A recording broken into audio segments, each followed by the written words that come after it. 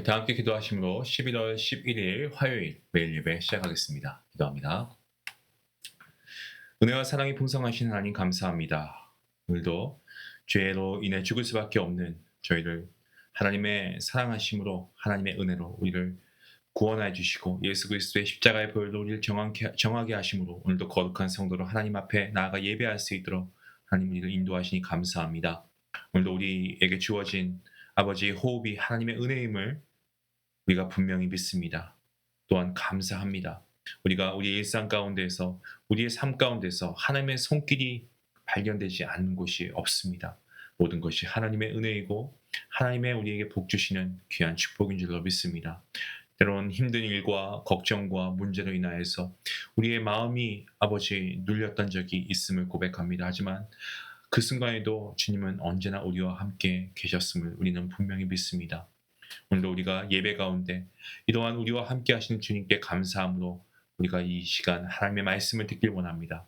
우리 안에 불평이 사라지게 하시고 우리 안에 정말 참된 평안이 가득 넘치게 허락하여 주시옵소서. 정말 하나님께 감사할 이유를 우리가 셀 수 없이 깨닫는 은혜가 우리가 이 말씀 가운데 넘치게 허락하여 주시고 아버지 우리가 찬양할 때 감사가 풍성케 하시며 말씀 가운데 아버지 정말 감사의 이유를 더욱더 새롭게 발견할 수 있도록 하나님 복내를 주시옵소서.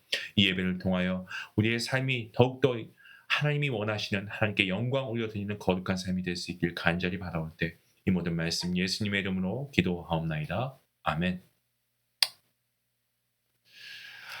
찬송가 292장 함께 하시겠습니다.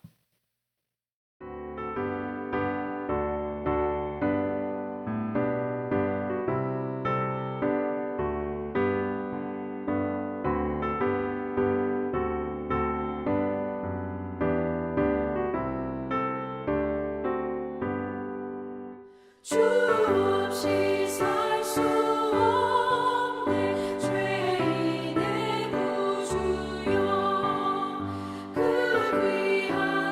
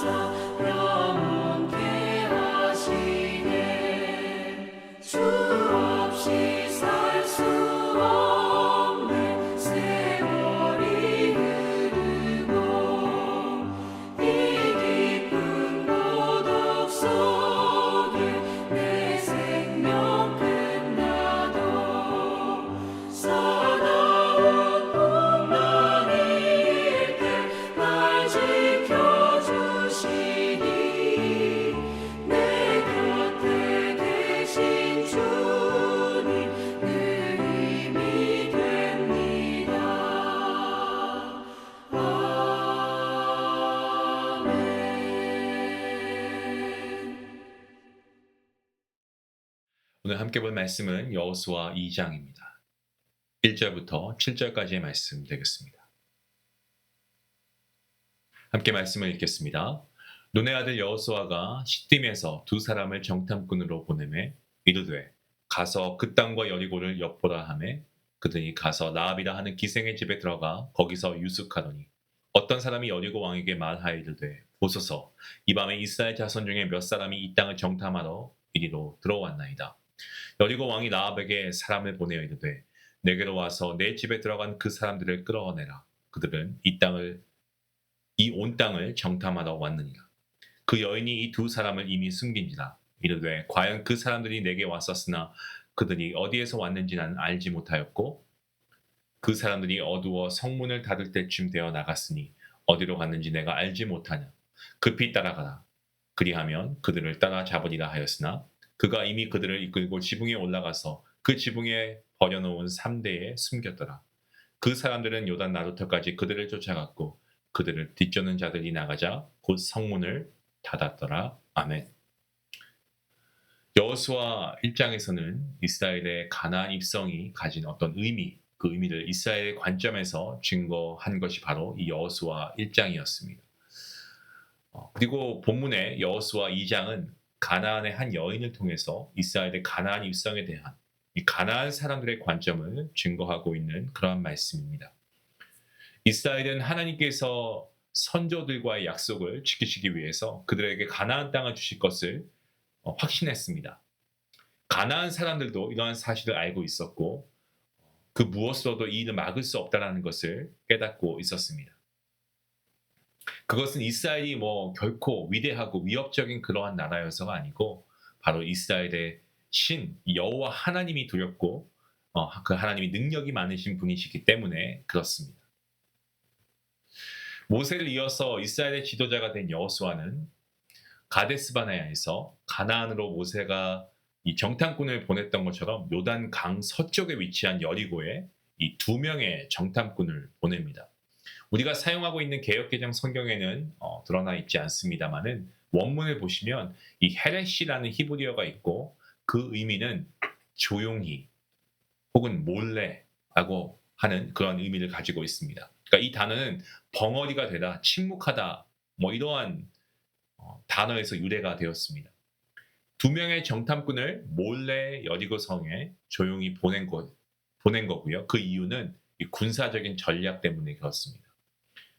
여리고를 정복하기 위해서 그곳에 대한 정보가 필요했고 정탐꾼은 여리고의 군대의 어떤 규모와 또 방어 시설 이런 것들에 대해서 좀 정보를 가져야 할 필요가 있었습니다. 그래서 정탐한 겁니다. 그들이 유숙하기로 정한 곳은 라합이라고 하는 기생의 집이었습니다. 정탐꾼이 매춘하는 이 라합의 집에 들어간 것은 정탐꾼으로서 자신의 정체를 들키지 않기 위함이었을 겁니다. 이곳은 방문객을 비롯한 다양한 사람들이 왔다 갔다 드나들기 때문에 낯선 사람을 이상하게 생각하지 않을 수 있어서 은닉하고 또 은밀하게 또 행동하는 것이 아주 안성맞춤인 그러한 장소였습니다. 또한 라합은 당시에 사회적으로 소외계층의 신분으로 멸시받고 소외된 어떤 변방의 인물이었고요. 집의 위치도 주변으로 좀 밀려난 성곽 주변이었기 때문에 그닥 사람들의 관심을 끌지 못했을 것으로 보는 견해가 많습니다. 더욱이 다양한 지역의 사람들이 유숙했기 때문에 여러 정보들이 공유되고 유통되는 그러한 장소여서 첩보 활동에 도움이 되었습니다. 하지만 여호수아의 은밀한 파송과 또 정탐꾼의 어떤 치밀한 첩보 활동이 무색하게 이들의 신분과 목적 그리고 위치가 노출되었죠. 2절과 3절 말씀에 보시면 그 내용이 나와 있죠. 그래서 어떤 사람이 여리고 왕에게 말하이르되 보소서 이 밤에 이스라엘 자손 중에 몇 사람이 이 땅을 정탐하러 이리로 들어왔나이다. 여리고 왕이 라합에게 사람을 보내어 이르되 내게로 와서 내 집에 들어간 그 사람들을 끌어내라. 여리고 왕에게 보고된 내용, 이 수상한 자들이 이 성에 잠입했습니다라고 하는 것이 아니고 이스라엘 사람들이란 정확한 보고가 있었다는 거죠. 그들이 성에 들어온 목적과 정확한 위치도 이 여리고 왕에게 보고가 되었습니다. 그리고 여리고 왕은 라합의 집에 수색대를 보내니까 왜 보냈겠습니까? 정탐꾼을 체포하라고 또 명령을 하죠. 여호수아 2장을 보시면 정말 철저한 실패와 어떤 위기가 봉착해 있음을 우리가 보게 됩니다. 여호수아의 파송과 정탐꾼의 첩보 활동, 어떻게 보면은 완전히 철저하게 실패했습니다. 그 실패가 곧 위기로 이어지고 있습니다. 비록 여리고에 대한 군사적인 첩보 활동은 실패로 끝나지만, 하지만 중요한 것은 하나님의 목적하신 정탐은 아직 끝나지 않았다는 거죠. 하나님께서는 두 정탐꾼을 통해서 이스라엘 백성에게 꼭 들려주고 확인시켜 주시고 싶은 내용이 있었습니다. 여호수아와 두 정탐꾼의 목적은 실패로 끝났지만 하나님은 여리고에 한 여인을 준비시키셔서 하나님의 목적을 이루어 가신다라는 그 내용입니다. 여리고 왕이 보낸 수색대가 이스라엘에서 온 정탐꾼을 찾을 때에 놀랍게도 이 기생 라합은 두 정탐꾼을 숨겨줍니다. 뿐만 아니고 이 수색대의 시선을 다른 곳으로 돌리게 합니다. 그래서 이 정탐꾼들의 안전까지 보장해 주었습니다. 당시에 팔레스타인 지역의 집들을 보시면 평평한 지붕이 있었어요. 그리고 물건을 쌓아두는 곳에 널리 사용이 되었습니다. 또한 주요 작물을 보면은 그 주요 작물 중 하나로 이 삼나무를 대량 재배했습니다. 삼은 실을 자아서 어떤 의복이나 줄을 만드는 데 사용이 되었고요. 이것을 위해서 많은 여인이 삼나무 줄기를 지붕 위에 말렸다라고 합니다. 라합은 두 사람의 생명을 구하기 위해서 자기의 생명을 걸었습니다. 만약 그녀의 말이 거짓이었다는 것이 들통이 나는 순간에 라합은 결코 살아남지 못했을 겁니다. 이것이 라합의 거짓말을 비난하지 못하는 이유입니다. 그리고 성경 어디에도 라합의 거짓말에 대해 문제 삼는 내용은 등장하지 않습니다. 라합이 자신의 생명을 걸고 두 정탐꾼을 지킨 이유는 하나님에 대한 믿음이 근거가 되어 있었습니다. 라합은 어떻습니까? 우리가 알고 있는 바와 같이 여리고의 무너짐 가운데에서도 그 여인은 살아남게 되었고 후에 이스라엘 공동체 안으로 들어왔습니다.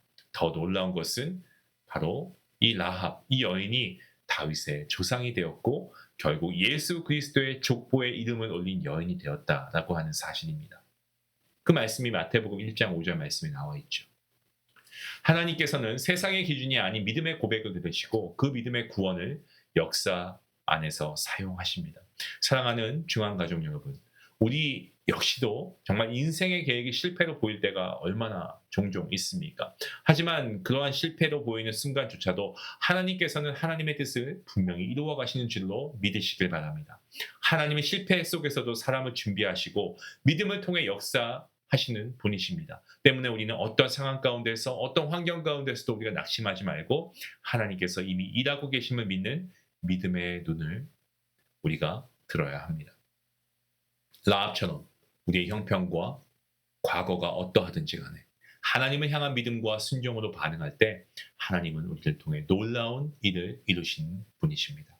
실패를 믿음으로 바꾸는 은혜, 두려움을 확신으로 바꾸는 능력, 그 하나님을 오늘 여러분 신뢰하시기 바랍니다. 오늘 하나님께서 말씀하십니다. 내가 아노라. 여호와께서 이 땅을 우리에게 주셨다. 이 믿음의 고백, 오늘 저와 여러분의 입술 가운데 고백되어지기를 바랍니다. 기도합니다. 전능하신 하나님 감사합니다. 여리고에 정말 기생 라합처럼 믿음으로 주님을 고백한 아버지 한 여인. 우리의 믿음은 어떠합니까? 우리가 살다 보면 실패합니다. 주저앉을 때가 있습니다. 인간의 계획은 실패해도 하나님의 계획은 결코 실패하지 않음을 오늘 말씀을 통해서 우리가 분명히 깨닫습니다. 하나님, 우리에게도 라합처럼 내가 하노라 여호와께서 이 땅을 주셨다라는 믿음의 고백이 있게 하시고 그 믿음으로 오늘 우리가 가지고 있는 두려움과 근심을 이기게 하여 주시옵소서. 우리의 삶 가운데 실패를 믿음으로 바꾸시고 절망을 소망으로 바꾸시는 하나님의 능력을 경험하는 우리 성도들 되게 허락하여 주시옵소서. 감사하며 예수님의 이름으로 기도합니다. 아멘. 오늘 말씀을 생각하시면서 하나님께서는 우리의 실패도 사용하십니다. 하나님의 실패 가운데서도 일하십니다. 우리의 삶의 계획이 무너져도 우리의 모든 플랜이 막히는 그 순간에도 하나님이 일하시는 때임을 잊지 마시고 우리가 인간의 눈으로 실패로 보인다고 해도 하나님께서 그 실패를 사용해서 새로운 역사를 이루어 가시는 것을 우리가 믿으며 오늘도 하나님을 신뢰하며 나아가는 저와 여러분 모두가 될 수 있길 원합니다. 우리 같이 함께 기도하시겠습니다.